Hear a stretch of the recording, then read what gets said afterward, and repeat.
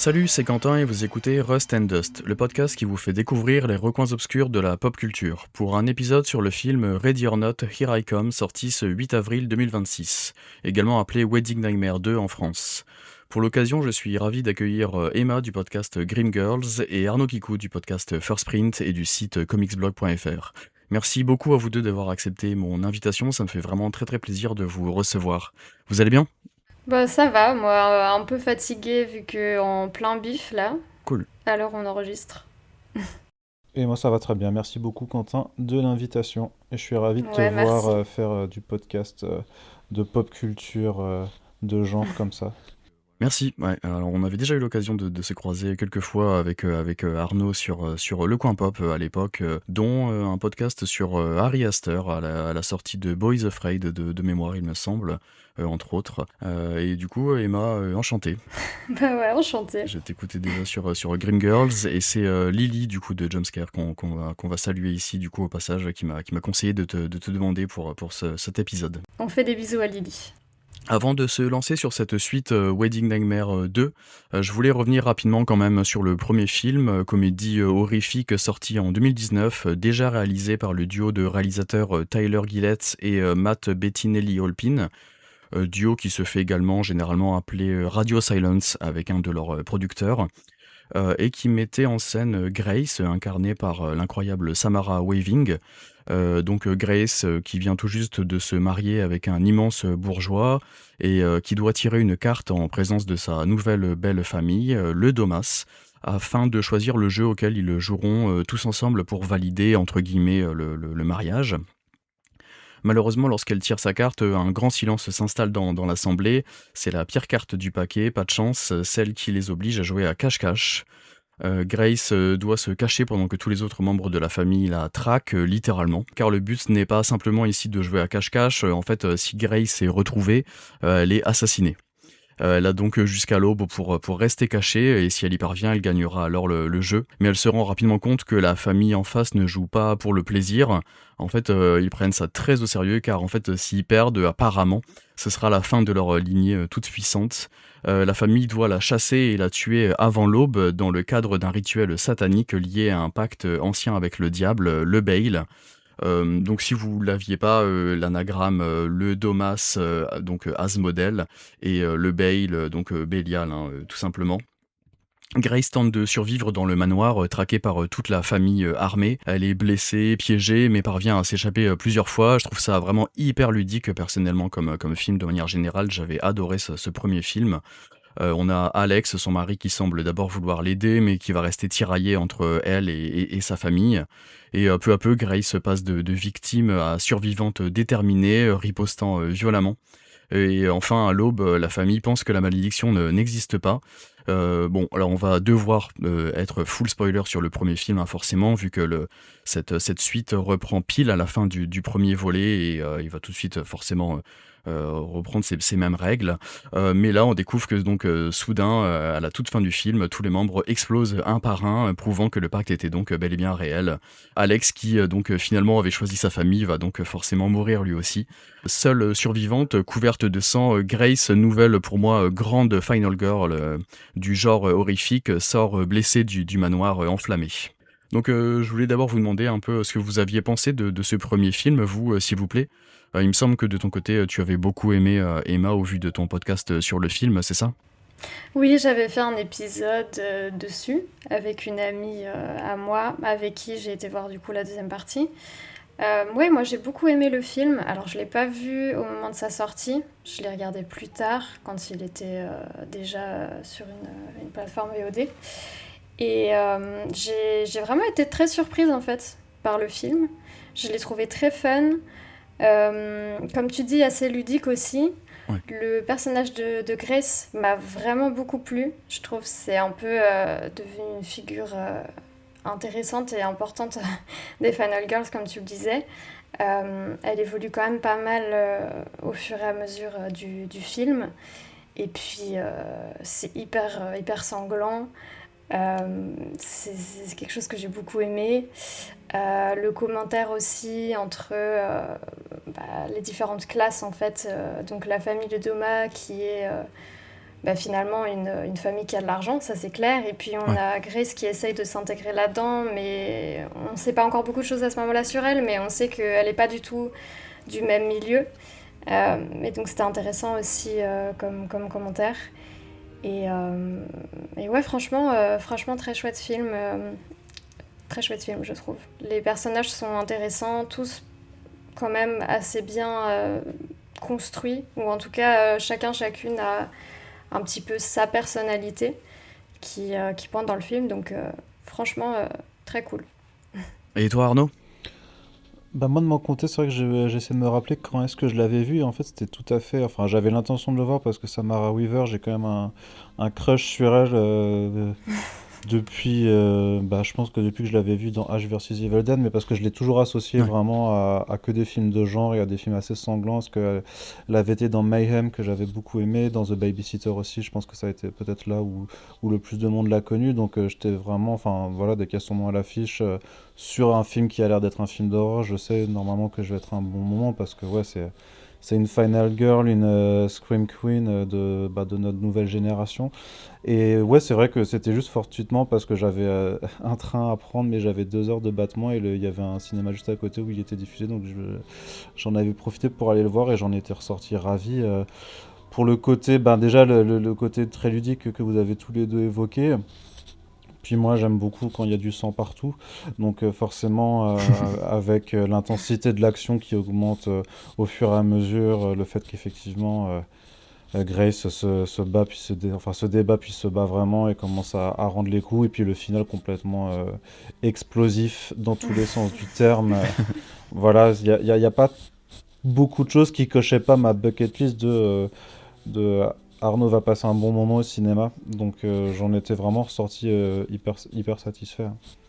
Oui, bah alors pareil pour moi, hein. Vraiment c'était une super surprise à sa sortie. Je savais pas du tout à quoi m'attendre. Je pensais que c'était un énième Blumhouse classique, voilà, un peu avec un concept sympa, mais qui n'irait pas plus loin que ça. Et c'était vraiment une super surprise.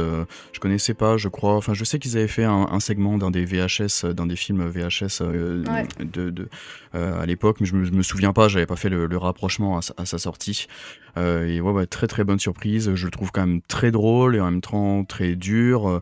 Vraiment, vous l'avez précisé, les personnages sont quasiment tous très bien écrits. Genre, si je veux être un peu chiant, je trouve que l'acteur qui joue Alex est pas, voilà, est pas, peut-être pas aussi bon que le reste du casting, si je veux être un peu relou. Mais globalement, j'avais vraiment aimé ce côté cache-cache, tout simplement. C'est pas aussi non plus. Dans l'attention que par exemple moi j'aime beaucoup Don't Breath, mais quand même ça gère vraiment bien, même au niveau du rythme, on est sur 1h30 tout pile, c'est parfait, les lieux, je trouve que le manoir est vraiment chouette, et on arrive à se situer un peu là-dedans avec les cachettes et autres. Et d'ailleurs c'est pour petite anecdote, c'est le même lieu de tournage que le manoir du premier X-Men et de Crimson Peak aussi, de Oui, Del Toro. juste. Voilà, et puis ben, le final vraiment surprenant, moi je me l'étais pas fait spoiler avant d'y aller, donc vraiment cool, et c'est peut-être mon kink pour les jeux vidéo, un peu voilà, infiltration, moi j'adore ça, Alien Isolation, MGS et tout, et voilà, c'est tout de suite dès qu'il y a un truc un peu cache-cache, j'aime beaucoup. Donc bon, je pense qu'on est à peu près tous les trois d'accord pour dire que le premier était vraiment une très très bonne surprise à sa sortie, et du coup est-ce que vous attendiez vous cette suite, ou aussi par rapport aux autres films que le duo ont réalisé entre-temps, ou pas forcément? Bah, je pense que j'étais pas la seule à me poser la question du pourquoi, entre guillemets, une Ouais, suite, finalement. Bah, ça m'avait assez surprise quand j'ai vu qu'effectivement il y allait avoir une suite. Parce que c'est vrai que pour le coup, j'avais pas trop vu plus loin. Je m'étais dit, bah, qu'est-ce qu'ils vont faire finalement dans cette suite? Donc, ouais, je pense pas que je l'attendais vraiment.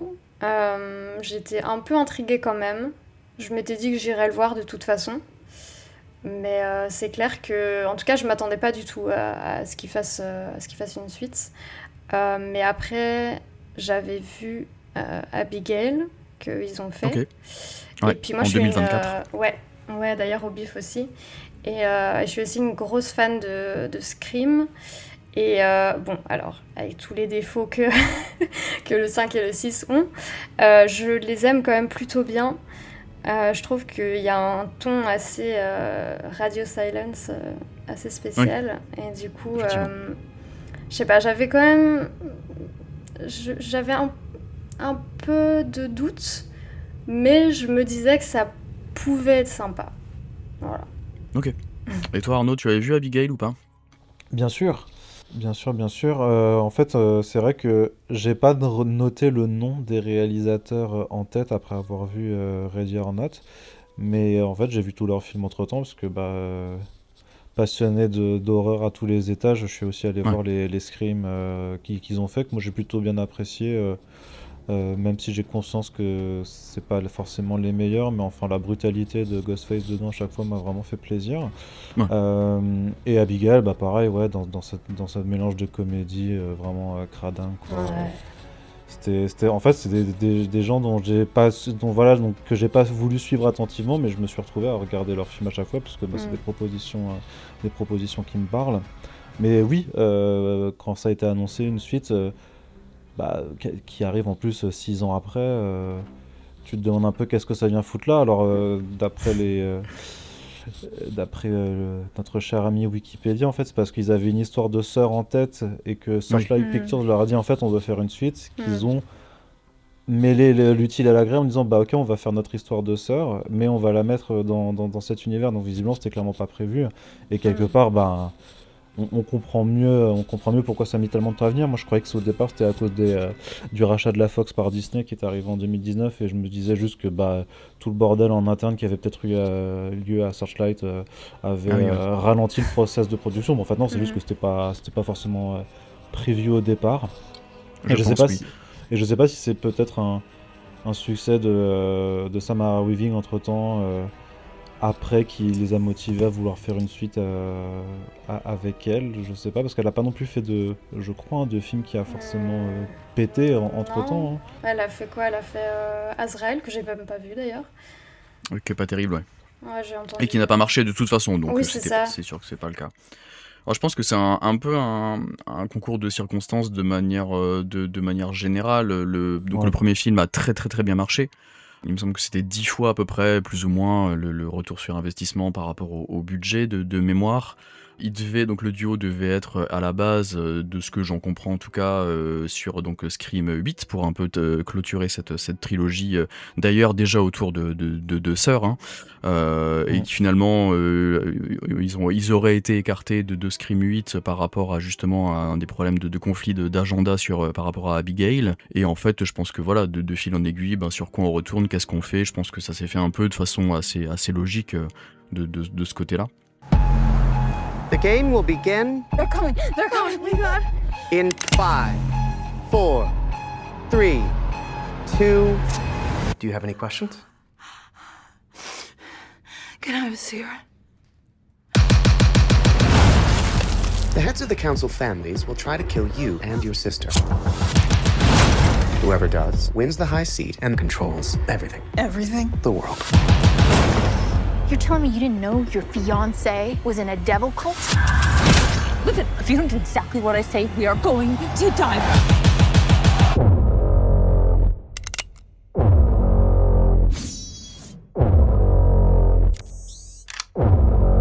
So it begins.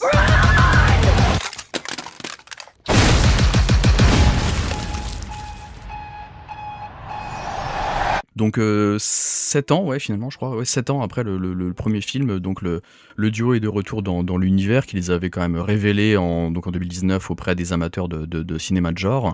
Donc entre-temps, ils se sont illustrés en reprenant donc la saga Scream, comme on l'a dit, avec les 5e et 6e volets. Et avant de retrouver une liberté un peu créative avec le film Abigail en 2024, projet plus libre, je pense, plus personnel et plus déjanté. Et du coup, je pense que voilà, revenir aux mésaventures de Grace, forcément toujours incarné par Samara Weaving, c'était un peu une évidence, quoi. Surtout que Weaving faisait une rapide apparition dans la scène d'ouverture de Scream 6, et que l'actrice Catherine Newton, qui incarne un des personnages principaux de Abigail, incarne ici le second rôle de cette suite, donc qu'on n'attendait pas forcément, et donc qui va être centré. Ça doit être vraiment une de leurs thématiques principales, hein, ce truc sur les sœurs, les frères-sœurs, tout ça. Ouais, la Il y avait famille. déjà ça, d'ailleurs aussi la famille de manière globale, mais il y Mhm. avait déjà aussi ce propos-là effectivement dans le premier avec les deux frères de la scène d'introduction Alex et Daniel de mémoire. C'est ça. Et donc dans ce nouvel opus, la survivante devenue veuve, hein, forcément, est donc ici accompagnée de sa sœur, et elles vont faire face à une galerie élargie de riches antagonistes, donc incarnés notamment de tête et dans le désordre complet par Sarah Michelle Gellar. Donc vous allez voir un peu le casting All-Star.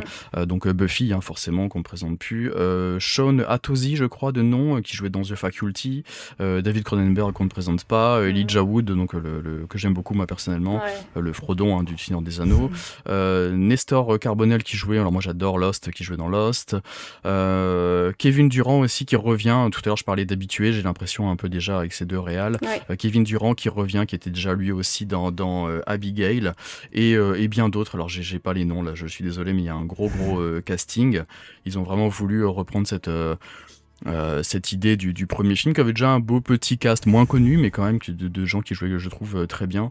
Faire un truc un peu all-star, un peu voilà, avec des gens peut-être d'une époque à faire revenir. Donc comme on l'a dit, le film reprend immédiatement après la fin du premier.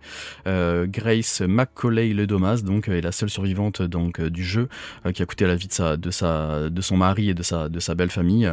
Mais elle découvre que sa victoire a un prix. En fait, désormais, les familles les plus riches et les plus influentes de la planète doivent l'éliminer dans un nouveau jeu, sous peine de perdre leur pouvoir et leur fortune.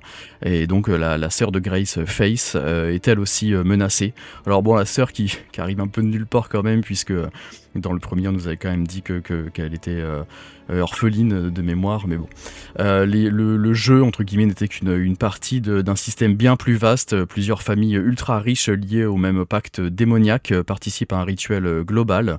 Ici, on a donc plusieurs familles qui vont s'affronter pour un objectif ultime, obtenir une sorte de trône, le High Seat, qui donne pouvoir et richesse absolue. Donc alors la règle principale de ce nouveau volet, c'est donc de devoir tout simplement capturer ou même tuer Grace pour gagner. Donc avec sa sœur, elles sont forcées de nouveau de fuir, alors littéralement enchaînées au départ. En plus, elles ne s'entendent pas. Et du coup, ce nouveau film va développer davantage la mythologie globale du truc, avec les pactes, les règles, cette transmission de pouvoir entre familles, tout ça. Surtout cette partie-là gérée par le personnage de l'avocat, donc interprété par Elijah Wood, qui va servir un peu à dérouler le lore tout le long du film. Donc je vous propose de passer peut-être rapidement sur une partie sans spoiler global. Alors on est ici à chaud, hein, on est quelques jours seulement après la sortie du film. On va peut-être faire dans l'autre sens. Qu'est-ce que tu en as pensé toi globalement, comme ça rapidement, sans spoiler, Arnaud? J'étais satisfait de ma séance, puisque j'étais venu pour Samara Weaving et du sang, et j'ai eu les deux. Voilà, donc mon cerveau reptilien était amplement satisfait. Après, il n'y a plus l'effet de surprise du premier film, donc forcément tu perds un petit peu ça. Et en fait, c'est pas forcément un reproche, mais je trouve que c'est un film qui a un peu une forme de syndrome à la John Wick 2, c'est-à-dire que tu avais un concept de base qui se suffisait à lui-même, et puis après on essaie de te greffer tout un univers, c'est-à-dire que de la même façon qu'avec la saga John Wick, on a eu d'un coup l'hôtel intercontinental avec toutes ces règles, tous ces jeux de différentes familles et tout ça. Là, j'ai l'impression que c'est un peu la même chose. Ils se sont dit, bon, en fait, le jeu auquel vous avez assisté dans le premier, ça faisait partie d'un système de famille. Il y a aussi une forme, il y a le majordome, et voilà, et tout ça fonctionne tel quel, réparti autour du monde. Et je trouve que c'est un peu facile en tant que tel. Surtout que ça donne vraiment des sortes d'archétypes en fait dans toutes les familles que l'on voit, quoi. Ça fait vraiment toutes les figures assez classiques, stéréotypées qui seraient un peu les criminels venant des quatre coins du monde. Ceci étant dit, on garde toujours aussi ce propos un peu social de riches grosso modo qui s'amusent en fait à sacrifier des gens relativement sans importance pour continuer d'asseoir leur domination. Et je trouve que c'est assez marrant de voir ce film sortir alors qu'une semaine avant il y a They Will Kill You qui est à peu près et même sensiblement sur la même thématique. Mais je trouve que Ready or Not 2 est mieux ficelé et plus fun parce que au-delà de ça, on a un duo d'actrices qui fonctionne vraiment très bien ensemble. Catherine Newton que j'aime beaucoup aussi pour ce qu'elle fait, notamment enfin quand c'est pas chez Marvel particulièrement. Et On avait désolé, oublié. la balle perdue, la balle perdue. Et donc voilà, donc les deux fonctionnent ensemble. Je trouve vraiment que, enfin voilà, quand je disais Scream Queen pour Samara Weaving, elle a vraiment un cri qui est d'enfer, vraiment. Il y a parce qu'il y a quelques scènes qui se répètent où notamment elle se retire quelque chose d'un membre et à chaque fois elle hurle, mais enfin, c'est presque de la SMR pour moi, quoi. Vraiment, je trouve ça assez vraiment réjouissant. Donc non, il y a quand même un sens du spectacle et du jeu qui est très là. C'est plus drôle peut-être moins oppressant, mais vraiment plus drôle Oui. que le premier.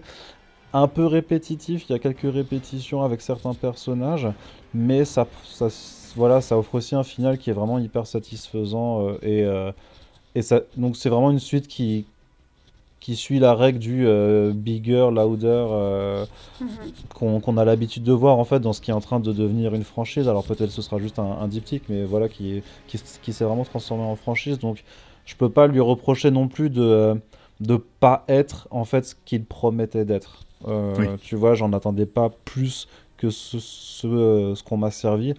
Et en ce sens-là, vu que je trouve que c'est vraiment tout fabriqué de toute façon tout à fait honnête, j'aurais pas vraiment de reproche à lui faire en tant que tel parce que ça reste voilà un film qui est bien fichu et qui se moque pas en fait de son public. Mhm.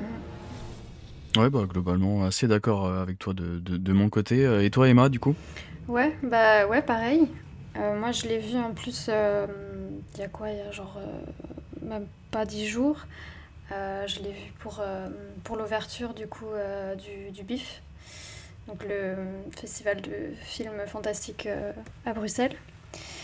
Il y avait beaucoup de monde, donc voilà, il y avait déjà quand même pas mal d'ambiance. Et ouais, non, c'était très très cool. Euh, la salle a super bien réagi au film. C'est un film qui est vraiment très fun. Et bah, comme tu dis, en fait, finalement, on n'en attend pas vraiment plus, on va dire. Euh, Moi, je trouve qu'il est peut-être un peu moins, entre guillemets, original dans son écriture que le premier. En Ouais. tout cas, j'ai plus... bah, comme Arnaud disait, en fait, il y a peut-être moins de surprises, du coup. Euh, mais en soi, globalement, c'est un film qui est sympa, qui fonctionne. Le casting est vraiment très bien, que ce soit du coup Samara Weaving, comme on dit, elle est géniale. Et puis on parlera de son personnage, je pense, mais dans ce film-là, on connaît encore un peu plus sur Grace, du coup. Et donc ça permet aussi d'avoir encore plus d'attachement en fait envers ce personnage qui évolue forcément. Et c'est ça qui est intéressant aussi avec les personnages de Final Girl quand on a plusieurs opus et que ça devient une saga, c'est que bah, du coup on la voit en fait évoluer, on la voit apprendre des précédents films, etc. Donc ça c'est quelque chose que j'ai trouvé très cool dans ce film-là. Catherine Newton aussi qui est très cool, moi je l'aime beaucoup, notamment dans Lisa Frankenstein, c'est un film que j'adore, qui est un peu un de mes doudous. Et moi, je retiendrai surtout, je pense, vraiment le final, quoi, qui est génial, tout simplement. Déjà, l'esthétique, moi, j'étais à fond, à fond dedans, vraiment. Et ouais, non, franchement, c'était chouette. C'est un film à regarder comme ça pour la détente, pour la rigolade, pour le fun, quoi. Et effectivement, bien sanglant, comme on aime. Et bah, dans la veine du premier. Je trouve quand même un peu moins réussi, Mhm. surtout sur son écriture globale, Ouais. mais en même temps, voilà, comme vous l'avez précisé, c'est peut-être du fait que ce soit une suite et que ce soit déjà un peu sur des rails, peut-être déjà un peu codifié, malheureusement, et en même temps, c'est un peu normal. Je trouve qu'en termes de mise en scène, il y avait des trucs plus intéressants sur le premier. Il y avait des passages sur le premier, je trouve, qui faisaient forcément le passage du clou, là, par exemple, qui faisait vraiment mal. Là, j'ai pas retrouvé ça. Non, c'est vrai. Celui-ci est peut-être plus fun en fait, Pour remettre un peu en contexte, moi j'ai découvert le 2 en salle il y a quelques jours, je me suis refait le premier et là j'ai revu Abigail. Et en fait au final j'ai l'impression que cette suite, elle se rapproche limite peut-être plus dans le ton de Abigail que du premier finalement.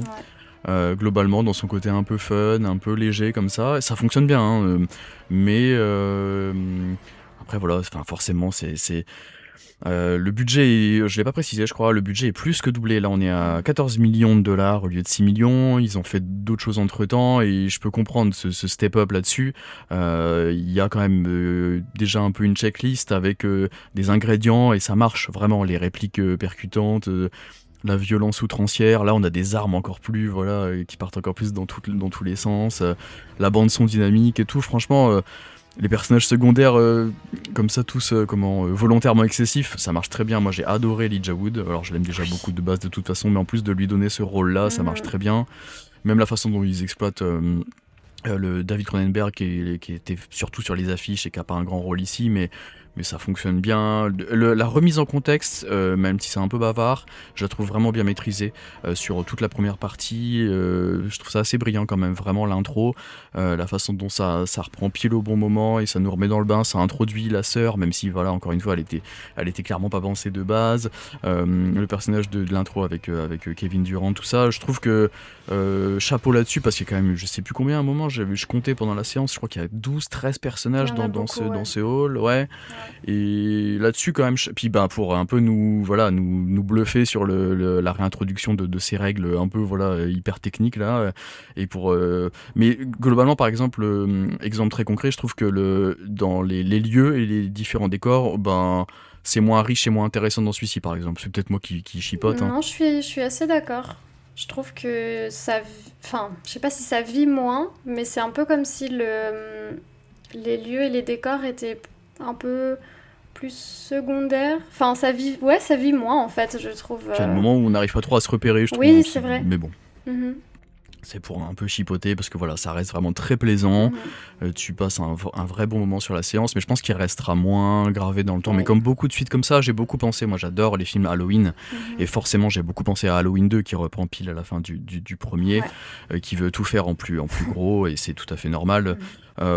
Pareil, est-ce que je suis pas vraiment sûr que 1h45 c'était forcément nécessaire, et après on aurait peut-être pu couper un peu. Le premier se tenait en 1h29, et au final on va peut-être dévier après, sauf si vous vouliez rajouter des choses sur la partie sans spoiler. Ouais, parce que, en fait, Pas par de rapport souci. à ce que tu disais sur les unités de lieu, en fait, il y a aussi une différence avec le premier film, c'est que c'est beaucoup moins un cache-cache qu'un Oui. Battle Royale, vraiment. En C'est vrai, fait, c'est là, vrai. on n'est plus dans un manoir, mais on est dans l'ensemble de la propriété, avec le parc, et vraiment tout un tas d'autres pièces secondaires. On n'a jamais vraiment l'impression que c'est du cache-cache, puisque de toute façon, tu as toujours plus ou moins tout ou partie des personnages secondaires qui ont des écrans et donc qui peuvent voir en fait où se trouve pas mal de monde, et je trouve que ça enlève beaucoup de tension. Je sais que Oui. moi, tu vois, t'es pas dans la même optique en fait, vu qu'en plus c'est vraiment le Battle Royale avec chaque famille a aussi ses propres armes distinctes, tu vois, donc c'est comme si putain, j'ai pas de bonne idée, mais tu vois, si je faisais une comparaison hyper grossière, c'est comme si tu passais d'un Alien Isolation à Fortnite, grosso modo, mais c'est pas du tout le même délire. Oui, je vois. Mhm. Oui, parce que là, donc chaque famille n'est autorisée à utiliser des armes que, en fait, jusqu'au moment où elle a conclu un accord avec le Bail pour la première fois. Je crois que c'est ça l'idée, il me semble, hein. C'est pour ça qu'il y en a certains qui ont des lance-roquettes, alors d'autres qui ont des armes blanches, il me semble, plus anciennes. Je crois que c'est ça la nouvelle règle. Ouais, il me semble que c'était ça. Oui, c'est les armes qu'ils avaient en fait, au moment où ils ont conclu leur pacte. Donc en fonction de leur C'est longévité, ça. s'il y en a qui vivent depuis des siècles, forcément ils sont avec leurs vieilles épées pourries, et les plus récents peuvent avoir des fusils d'assaut et des lance-roquettes. Ça veut pas dire qu'ils savent forcément mieux les utiliser. Ouais, ça, ils reprennent, tu vois, un exemple très concret, ils reprennent un peu ces idées du premier film, avec tous ces gens qui utilisent des armes n'importe comment, quoi. Ça fonctionne bien, mais ça fonctionne très bien. C'est toujours aussi rigolo, c'est toujours aussi efficace, mais malheureusement, c'est un peu sur des rails.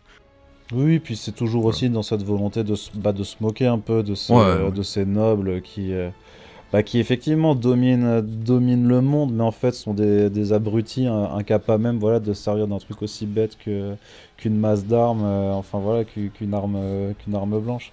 Mm. Donc c'est jamais une mauvaise chose de rappeler que les riches sont un peu des gros nuls. Oui. Ouais. Après, je trouve, enfin, on en parlera plus en détail dans la partie spoiler, je pense, mais moi perso, j'ai un peu de réserve par rapport à ces personnages-là dans le deuxième, par rapport au premier. Est-ce qu'on passe en partie spoiler? Bon, moi, c'est... Ouais. Ok, donc on prévient, on part maintenant en partie full spoiler. N'hésitez surtout pas à aller voir le film. Et de toute façon, je pense que si vous nous écoutez, c'est que vous l'avez sûrement déjà vu. Donc vas-y, full spoiler. Non, mais et ça, c'est quelque chose avec... Enfin, dont je parlais avec un ami à moi avec qui on est allé voir le film, du coup. C'est... j'ai eu plus d'empathie, entre guillemets, plus de compréhension, et je trouve que globalement, les personnages sont peut-être mieux construits, je pense, dans le premier, donc la famille en soi, le Doma, que les autres, donc toutes les autres familles qui, pour le coup, je trouve, sont en surface ou assez caricaturaux. Là où, du coup, dans le premier, on a quelque chose où, bon, alors c'est extrême, hein, mais on comprend quand même que ils ont juste pas envie de crever, et c'est totalement incompréhensible finalement. Mais là, on est quelque chose de très absurde, ce qui est en partie pris du coup, le fait de vouloir absolument plus de pouvoir, mais du coup, personnellement, je les ai trouvés plus en surface. Je sais pas si vous êtes d'accord avec ça ou pas, mais... Ouais. Oui, et moi, par exemple, pour le coup, j'ai eu du mal vraiment avec le personnage de Titus, du coup, que j'ai trouvé lourd en fait. J'ai beaucoup aimé, vu que là on est en partie spoiler. Alors peut-être on en reparlera après, mais à l'inverse de vous, je suis pas hyper satisfait de la toute fin. Mais par contre, j'ai beaucoup aimé l'espèce de twist, enfin de retournement de situation qu'il y a en gros en fin de deuxième acte, je dirais justement autour du personnage de Titus par rapport au personnage de Grace. Mais sinon, vraiment sur les deux premiers tiers avec sa sœur et tout, je trouve que Sarah Michelle Gellar joue bien. Ouais. C'est peut-être l'acteur juste au-delà du personnage, je sais pas, ou de l'écriture globale. Je l'ai vu qu'une fois pour l'instant, il faudrait que je prenne un peu de recul. Mais vraiment, je l'ai trouvé lourd et chiant, quoi. Et c'est dommage parce que je pense qu'il y aurait peut-être eu de la place pour développer d'autres personnages. La mère. La maman qui au départ avec le drone là plutôt typé asiatique, je suis désolé, j'ai pas noté le nom de famille, peut-être qu'on aurait pu développer un peu plus son personnage, par exemple. Je trouve le trio de type plutôt indien, on n'aurait peut-être pas eu besoin d'en savoir plus, mais par exemple pour elle, je me dis que c'est peut-être un peu dommage pour le coup, et je sais pas pourquoi avoir autant centré tout ça autour du duo du frère et de la sœur, encore une fois, donc avec Titus et sa sœur, dont j'ai perdu le prénom du personnage de Sarah Michelle Gellar, je suis désolé. Ursula, ouais, merci. Mais ouais, même s'il fallait commencer par là avec David Cronenberg et tout, genre j'entends bien, mais lui je l'ai trouvé lourd vraiment, quoi. Après, la raison de pourquoi c'est eux qui ont le plus de développement tient au cachet qu'ils ont dû prendre pour le film. Ah oui, aussi. C'est clair. Parce qu'est-ce que vous en avez pensé quoi du coup de ce casting All-Star un peu comme ça, globalement? Enfin, est-ce que c'était nécessaire forcément de ramener que des têtes d'affiche? Est-ce que c'est marrant en plus de le comparer tout à l'heure, c'est toi Arnaud, je crois, qui parlait de They Will Kill You, qui est sorti juste une ou deux semaines avant celui-ci, voilà, et qui partage, c'est marrant, j'en discutais tout à l'heure avec des amis qui sont pas trop cinéma et qui suivent ça un peu de loin, et qui forcément, je l'entends, confondait complètement ces deux films-là en fait. Ces deux sœurs, ça tue, il y a un casting All-Star avec des méchants riches satanistes, même délire quoi. De loin, je peux comprendre en fait. Et j'avoue, du coup, je vais le caser là. Moi, je me suis, je pense, quand même plus marré. J'ai été plus surpris par They Will Kill You que par cette suite, qui encore une fois, j'ai vraiment quand même beaucoup aimé, quoi. Moi, je peux pas me prononcer. Enfin, moi, perso, j'ai pas encore vu They Will Kill You. Donc, j'avoue que ça, je saurais pas. En tout cas, surprenant d'avoir sorti les deux films en même temps, quoi. De manière générale. Je sais pas qui a merdé là-dessus, c'est dommage. Bon, après, c'est peut-être juste le hasard. Mais Ouais, c'est marrant. Effectivement, peut-être que I Will Kill You est plus surprenant parce que c'est pas une suite à quelque chose, mais en vrai, quand Oui, tu ouais. regardes le concept, tu te dis quand même, ah ben en fait, j'ai déjà vu ce film aussi. Après, Ouais. Mm, mm. il y a des côtés dans la. Je pense que I Will Kill You est peut-être plus péchu quand même en termes de montage et Ouais, d'intensité dans l'action, parce que c'est quand même plus un film d'action au final. oui. C'est un peu. Je sais pas, enfin en termes d'action, très, très, très Kill Bill aussi, en fait, tu vois, en termes de Oui, vraiment. forcément. Ouais. Ça se tabasse vraiment, quoi. Alors que Ready or Not a quand même quelque chose d'un peu plus vicieux, je dirais, dans l'affrontement, où c'est moins chorégraphié, Ouais. c'est moins kung-fu dans l'esprit, tu vois. C'est vrai. Mhm. Mm, mm.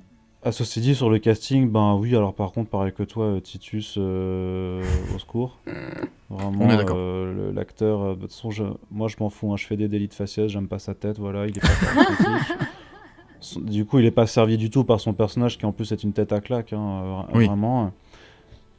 Désolé pour tous les Buffy Zoos, mais je suis pas, moi j'ai aucun affect pour Sarah Michelle Gellar, donc voilà, elle était pas nulle, mais je lui ai rien trouvé d'exceptionnel non plus en fait, que ce soit dans son acting ou Mm. l'écriture de ses personnages. Et puis les autres, en fait, c'est presque tous des comic relief, en vrai, Mhm. toutes les autres familles. Donc c'est pas si surprenant que ça non plus de pas les voir plus développés. Après, moi, mon seul vrai regret, puisqu'on est en partie spoiler, c'était de pas avoir plus de Kevin Durant, parce que à la limite, je suis à peu près Ah oui, sûr ouais. que Kevin Durant aurait fait un meilleur antagoniste que Shaun Hatosy, par Ah oui. exemple. Tu vois, si on avait mis, Ouais. si c'était lui qui avait joué le frère, je pense que ça aurait vraiment pu changer la qualité du personnage avec sa façon de jouer. Ouais. Moi, par rapport aux différents personnages des familles, là, il y a alors de nouveau, je ne me rappelle plus des noms, mais la jeune femme qui était censée se marier avec Alex. Ouais, c'est Francesca Euh, El Caído. voilà, Francesca Ah El oui. Caído. Moi, c'est un personnage qui m'a fait beaucoup souffler parce que je trouve ça fait très ex-folle et ça, c'est quelque chose que personnellement, je n'aime pas du tout. Ce truc de un peu jalousie féminine, parce que du coup, forcément, elle est en colère contre Grace, pas contre Alex, hein, évidemment, mais contre Grace, Mm. comme si c'était sa faute. Enfin voilà, moi c'est un truc, ça m'a un peu fait chier. Pardon, hein, mais voilà, j'ai pas trop aimé ce personnage-là et ce trope-là, quoi. Ouais, c'est vrai. Et du coup, vous avez, j'ai l'impression, tous les deux vraiment aimé le final. Bah ouais, oui, moi j'ai trouvé ça très cool. En fait, ce que j'ai beaucoup aimé, bon, déjà, je suis une femme faible. La tenue de Grace, excusez-moi, je Ah veux oui, la ouais. même. Ouais. Cette Super idée. robe est incroyable. Je me suis dit, mais si un jour je me marie, je veux ce genre de robe. Enfin bref, petit moment mode. Mais non, en fait, moi, ce que j'ai bien aimé, ce que j'ai trouvé juste très jouissif, c'est juste que bah elle a bien eu Titus et tout le reste, quoi. Qu'elle a bien, Ouais, elle c'est a une bien bonne joué idée son ça. truc. Et ça, c'est quelque chose que j'aime beaucoup, c'est qu'à la fin, elle reprend le pouvoir très clairement. Et c'est assez différent, on va dire, que je trouve la fin du premier, dans le sens où on va pas dire que c'est de la chance qui a fait qu'elle ait survécu et qu'elle ait réussi son coup, mais il y a moins de stratégie de sa part, entre guillemets, on va dire. Et donc je trouve que ça montre une autre facette aussi de son personnage. Je sais pas si Arnaud, t'es d'accord ou... J'ai pas vraiment réfléchi en fait sur ce que ça traduisait, je t'avoue. Parce que moi j'étais cerveau reptilien. Ah Il y a ouais, eu. je comprends. Bah oui, parce qu'à partir du moment où elle jette la bague dans le puits, j'ai vu ces geysers de sang arriver 10 minutes avant qu'il arrive vraiment, quoi. J'étais, ah ouais, ouais, ok, je sais très bien vers quoi ça va aller. Et j'avoue que j'étais plus. Et en plus, il y a une petite chair avec aussi, donc voilà. Oui. Vive les sidekicks animaux.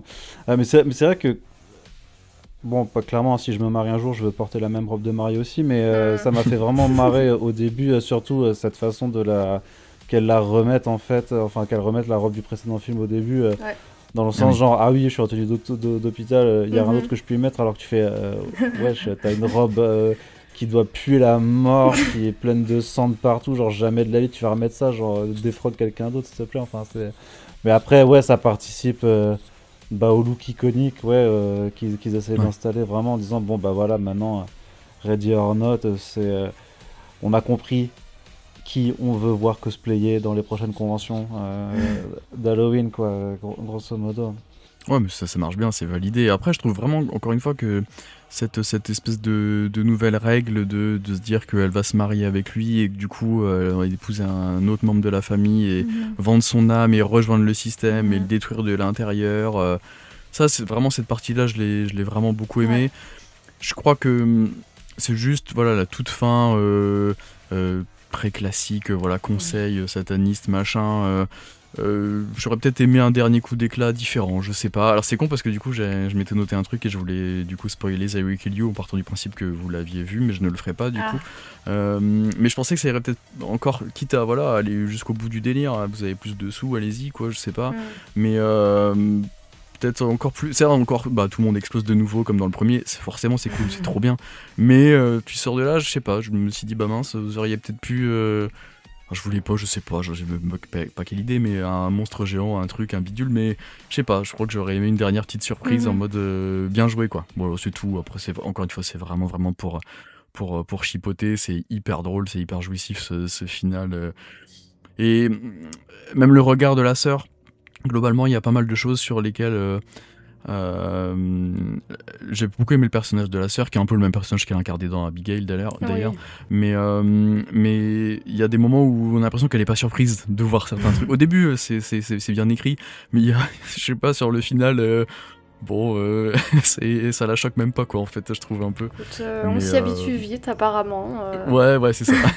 Là où dans le premier, le personnage jusqu'au bout, elle galérait, elle était surprise, mais bon, encore une fois, c'est vraiment pour chipoter. Ouais. Et je l'avais pas précisé, parce que je viens de reciter Abigail, mais d'ailleurs, sur la tournée promo à l'époque du film, les réalisateurs expliquaient que pour eux, c'était dans le même univers que Ready or Not, et que il me semblait d'ailleurs qu'il y avait un easter egg dans Abigail, alors que j'ai pas revu là en le revoyant, mais je croyais qu'il me semblait qu'il y avait un tableau de les deux masses ou un truc comme ça, un portrait, un moment dans un décor. Faudrait que je revérifie, à vérifier parce que j'avais l'idée en tête, mais je l'ai pas vérifié. Mais voilà, s'ils veulent s'amuser de temps en temps à revenir ponctuellement comme ça tous les 5 ans, 10 ans sur cette franchise, pourquoi pas. Surtout que là finalement, pour le coup, je trouve que le final est... Voilà, on pourrait encore pousser les manettes, alors je sais pas jusqu'où aller, hein, mais vu le final, il y a carrément moyen de faire un troisième. Je sais pas si, Oui, je sais pas totalement. si vous avez vu le truc ou si ça vous intéresserait ou pas de votre côté. Je pense que j'irai le voir, mais ce sera de nouveau, enfin, pour le fun, pour le sang et pour les corps qui explosent, parce qu'ils ont l'air de Ouais. bien aimer ça à Radio Silence. Mais c'est clair que... Après, pourquoi pas, hein, ce serait très cool de voir le personnage du coup de Gris être encore plus développé. Mais bon, je m'attendrais pas à quelque chose de... Enfin, en tout cas, à mon film de l'année, entre guillemets. Mais pourquoi pas. Ouais. Samara Weaving couverte de sang, on prend. En attendant, on retrouvera d'ailleurs le duo de réalisateurs sur le Mummy de 2028, je crois, avec de nouveau Rachel Weisz et Brendan Fraser. C'est eux qui réalisent ça, du coup, qui sera donc une suite du 2 et qui prendra pas en compte le 3. Ça peut être intéressant de les voir sur ce... Je pense que ça peut bien fonctionner sur ce genre de franchise. Ça peut être cool, je pense. Du coup, pardon Arnaud, je t'ai coupé, je crois. Ouais, tu m'as coupé, alors qu'en plus tu chipotes beaucoup depuis le début du podcast quand même, donc ça devient un peu agaçant Quentin quand même. Pardon. Non, je voulais m'ériger en ronchon parce que moi je vois pas du tout de suite en fait à ce film, vu la Ok. conclusion, parce que pour moi voilà, ils ont détruit le cercle satanique. Je vois surtout pas pourquoi elle irait encore faire se marier avec. Enfin, ce serait vraiment pas de bol qu'elle aille se marier. Sauf si là, oui, tu peux dire, bon, bah pour le 3, en fait, c'est Face qui tombe sur Ah oui, sur ouais. un connard et qui appelle sa sœur pour l'aider à s'en sortir. Mais enfin, je sais pas, pour le coup, autant déjà le fait que, bah, on l'a dit au début, la suite n'était pas forcément voulue Ouais. et qu'en fait c'est un concours de circonstances qui l'a amené. Là, j'aurais vraiment du mal à voir pourquoi en fait tu ferais un troisième opus, si ce n'est pour le principe d'avoir une Ready or Not trilogy. Mais donc, donc c'est pas que bien sûr je dis ça et puis s'ils en faisaient un, j'irais le voir par curiosité à minima, mais là c'est vraiment plutôt j'ai une réelle interrogation sur est-ce que vraiment Ouais. même les personnes impliquées ont envie de faire quoi que ce soit de plus, parce qu'à mon sens bah voilà, les deux films se tiennent bien ensemble, mais je vois vraiment pas pourquoi tu voudrais. Ouais. Le troisième film pourrait très bien être le film de trop, et là en l'occurrence, je pense ils sont bien accordés pour faire une suite qui était clairement pas nécessaire, mais ils ont réussi à la faire de façon tout à fait honnête et acceptable.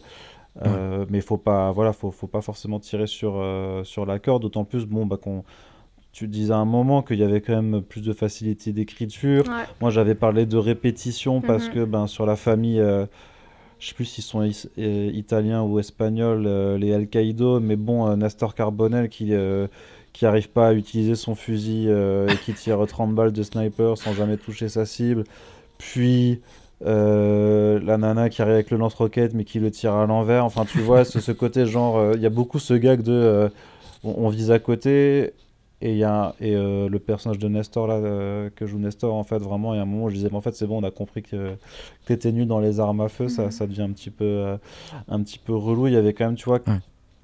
tu l'as dit, hein, 1h45, c'était peut-être un peu trop long, donc il y a quand même pas mal de moments où tu montres que tu pouvais facilement atteindre la limite déjà de ce que Ouais. tu avais à proposer avec cette formule. Donc un troisième, alors que bon, bah, tu connais le principe. Techniquement, tout le monde est mort, donc il n'y a pas non plus de façon vraiment très crédible de vouloir relancer la machine.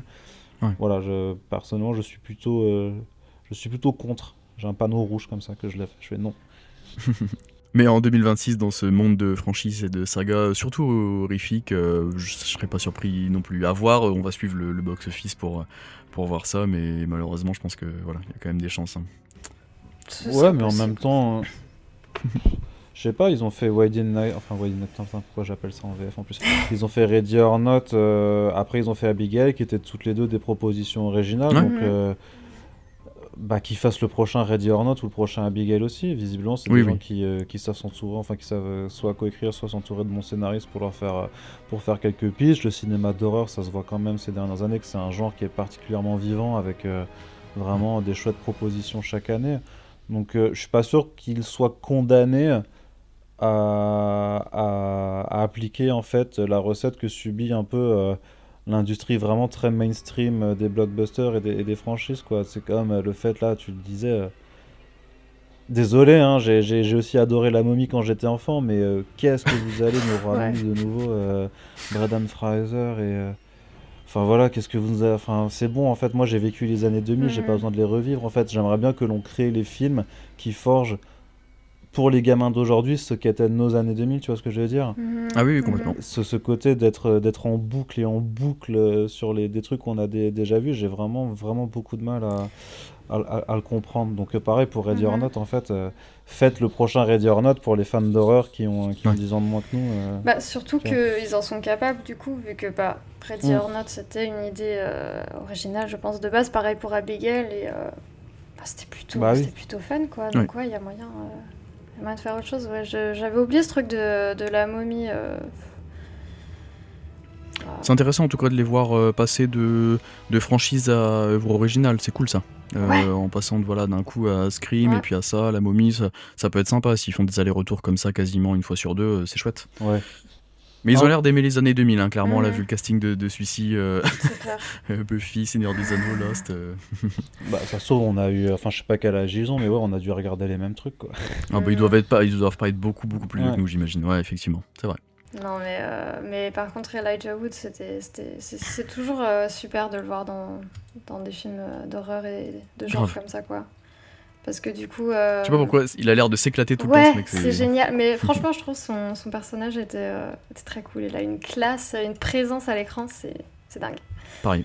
Ouais, et puis il joue vraiment son rôle d'arbitre dans le sens qu'il ne prend Ouais. pas parti en Ouais. fait. Et Ouais. il est même complice au final Absolument. de Grace et de Faith à la fin parce Ouais. qu'il sait très bien ce qu'elle va faire. Mhm. Et Ouais. lui, de toute façon, il sert le diable. Le diable, bon, bah, de toute façon, c'est le mal, c'est le chaos. Donc, en fait, si tout le monde meurt, c'est pas bien grave. Tu vois, il est pas en train d'essayer de faire gagner forcément Mhm. n'importe quelle famille. Et je trouve effectivement que c'est assez. Il a vraiment ce côté très sassy, je dirais. Je sais pas, Oui. j'arrive Ouais. jamais à trouver l'équivalent, tu vois ce que je veux dire. Mais tu vois la petite malice dans ses yeux à la fin quand Carrément. Samara lui dit oui, oui, si personne n'obtient la bague la fin enfin, avant le lever du soleil, tout le monde, enfin, Monsieur Lebey sera vraiment very upset. Et il fait Mhm. oui, oui, tout à fait, c'est ça. Et tu vois dans ses yeux, Ah, enfin, il je trouve capte, vraiment ouais. quelque chose d'hyper sympathique, ouais, Mhm. dans le personnage qu'il joue. Ouais. Mhm. Vous vouliez ajouter autre chose ou on reste là-dessus? Soutenez les films de genre et allez voir Ouais. Ready or Not au cinéma plutôt que Cocorico 2. Oui, bon, je pense que les gens qui vont voir ça, ils sont pas ici de toute façon. Oui, Bah je si, crois peut-être pas. qu'ils sont là, il faut les remettre dans le droit chemin. Au cas où. Faisons passer les bons messages. Et ben, dans ce cas, on va se laisser là-dessus, de toute façon. Merci beaucoup à vous deux. Est-ce que vous aviez une actu en particulier à partager, peut-être, avant de clôturer? Bah, donc là, moi, je suis toujours en train de courir le bif un peu tous les jours. Bah, comme d'hab, après chaque festival auquel je participe, il y aura un petit épisode de podcast récap là-dessus. Il y aura un épisode sur Your Monster aussi, que je vais sortir avec une invitée. Et puis ouais, les prochains épisodes, ça sera avec du bon monde. Voilà, je n'en dis pas plus. Donc, Your Monster avec Avec Melissa Melissa Barrera, Barrera, justement, ouais. qui jouait donc dans Scream 5 et 6. Et Ok, toi, chouette. Abigail, du coup. Oui, oui, Ouais. oui. Et toi, Arnaud? Ah ben moi, s'il y en a qui aiment la bande dessinée et notamment les comics, ben, je vous recommande un podcast qui s'appelle First Print que j'ai le plaisir d'animer depuis pas mal de temps. On est très productif parce qu'il y a beaucoup d'épisodes, il y a de la revue d'actu, des critiques de cinéma, non, des critiques de comics, de bande dessinée surtout, et beaucoup d'interviews avec des auteurs principalement. Donc c'est en anglais, mais c'est pas grave. C'est pour apprendre la langue, c'est très bien aussi. Et là, moi c'est marrant parce que du coup j'étais en Belgique ce week-end pour un festival, Ah bah. donc pour celles et ceux qui connaissent, il y a des interviews de Gary Frank, de David Peterson, de Gabriel Rodriguez et de Martin Simmons qui arrivent. 4 Oh, cool. artistes absolument fabuleux qui ont fait que des BD bangers. Donc je suis très content de ramener tout ça. Attends, c'était quel festival, du coup? Ça s'appelle Facts Ah, bah oui. Ah oui, à ok. Gand. Oui, oui, oui. Ouais. La fameuse. Ah, j'adore Martin Simons, c'est trop bien. Ouais, trop bien. D'ailleurs, j'avoue, Arnaud, j'ai enfin du retard là sur First Print. J'avais réussi jusqu'en 2025 à écouter tous vos podcasts. Parce que je précise que Arnaud sort des podcasts à peu près un jour sur deux, je dirais. Il y en a moyenne. ouais, c'est ça. Non, il y en a entre 2 et 3 à la semaine, parfois 4, Waouh. effectivement. C'est, Et- à terme, en fait, c'est plus une mini-station de radio qu'un podcast. Mais personne n'est obligé de tout écouter. C'est vraiment en fonction de vos centres d'intérêt. Je suis dans l'offre. Voilà, et vous faites après ce que vous voulez.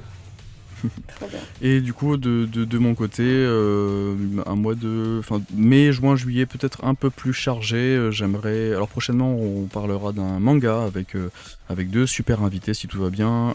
J'aimerais revenir sur forcément le gros nanar Mortal Kombat et reparler des 2 premiers films que j'aime beaucoup trop. Je l'avais précisé, on reviendra sur Scary Movie et j'aimerais sur Jackass en attente d'une date de sortie en France. D'ici juin, juillet, en gros, globalement pour les épisodes à venir. Et ben merci beaucoup à toutes et à tous, et puis à bientôt. Salut! Salut! Salut, merci.